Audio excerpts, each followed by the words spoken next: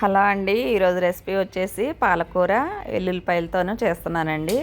ఎప్పుడు మీరు విడిగానే వండుకుంటారు కాబట్టి పాలకూర వెల్లుల్లి కారం వేసుకొని వండుకొని చూడండి. టేస్ట్ అయితే అదిరిపోయిద్దండి. ఫస్ట్ అయితే ఆయిల్ వేసుకుంటున్నాను. నేను 2 కట్టల పాలకూర కాబట్టి 1/2 కప్పు వెల్లుల్లిపాయలు తీసుకొని సన్నగా తరిగి పెట్టుకున్నాను. ఇప్పుడు ఆయిల్ వేడెక్కిన తర్వాత ముందు వెల్లుల్లిపాయలు వేసేసి ఫ్రై చేసేసేయండి. టేస్ట్ అయితే అదిరిపోయిద్ది ఎల్లుల్లిపాయల వల్ల కర్రీ కూడాను. ఎల్లుల్లిపాయలు బాగా ఫ్రై చేసుకోవాలి. గోల్డెన్ కలర్ వచ్చేంత వరకు ఫ్రై చేయండి. పిల్లలు ఆకుకూర తినడానికి ఇష్టపడారండి. ఈ పద్ధతిలో చేసేయండి. కూర కూడా పొడి పొడిగా చేసుకొని పెట్టండి. మంచిగా తింటారు పిల్లలు కూడా. ఇప్పుడు ఎల్లుల్లిపాయలు వేగిపోయాయి కాబట్టి పోపు గింజలు కూడా వేసేసుకుంటున్నాను. ఇవి కూడా కొంచెం సేపు ఫ్రై చేసేయండి.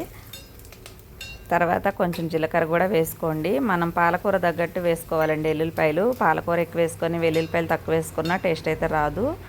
ఇప్పుడు ఈ జీలకర్ర కూడా వేగిపోయిన తర్వాత ఉల్లిపాయలు పచ్చిమిరపకాయలు వేసుకోవాలి. ఉల్లిపాయలు అయితే నేను 2 పాయలు తీసుకున్నాను. 2 కట్టలకు సరిపడా వేసుకున్నాను. ఇవి కూడా ఆకుకూరకి ఉల్లిపాయలు కూడా ఎక్కువ వేసుకుంటే టేస్ట్ అయితే బాగుంటుందండి. ఉల్లిపాయలు కూడా గోల్డెన్ కలర్ వచ్చేంత వరకు ఫ్రై చేసేయండి. తర్వాత పాలకూర అయితే 1 గంట ముందే కట్ చేసి వడగిన్నెకి వేసుకొని అయితే పక్కన పెట్టుకోండి. అందులోని వాటర్ పోవటం వల్ల మనకి ఉడికేటప్పుడు కూడా తక్కువ టైం పడుతుంది. అప్పటికప్పుడే వేస్తే వాటర్ ఎక్కువ వస్తుందండి. ఇలాగ వేసుకున్న తర్వాత ఇందులోనే కొంచెంసేపు 1-2 సార్లు కలిపేసుకొని పసుపు ఉప్పు కూడా వేసేసుకోవాలి. మనం పాలకూర వండేటప్పుడు మూత అయితే పెట్టకండి. ఎందుకంటే మూత పెట్టడం వల్ల ఆవిరికి నీరైతే పోదండి. ఇంకా అలాగే ఉంటుంది. మూత తీసి ఇలా కలుపుకుంటూ ఉంటే నీరైతే అస్సలు ఉండదు. పొడి పొడిగా వస్తుంది కూర కూడాను. ఇప్పుడు పసుపు ఉప్పు కూడా వేసుకొని చూపిస్తున్నాను. పాలకూర చాలా తొందరగా మగ్గిపోతుందండి.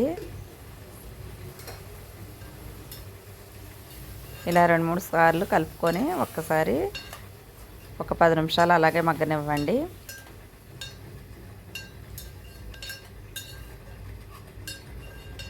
ఈ పాలకూర ఎల్లుల్లిపాయలు హెల్త్కి కూడా చాలా మంచి ఫుడ్ అండి.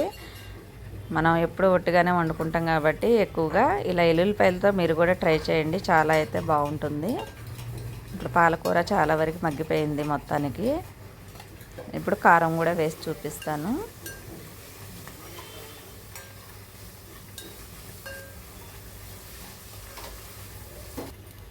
ఆకుకూరకి కారం కొంచెం తక్కువ వేసుకొని పచ్చిమిర్చి ఎక్కువ వేసుకోండి. అప్పుడు బాగుంటుందండి. లేకుంటే కారం ఎక్కువ వేసుకోవడం వల్ల కారం వాసన వస్తుంది. పచ్చిమిర్చి అవి వేసుకుంటే టేస్ట్ అయితే బాగుంటుంది.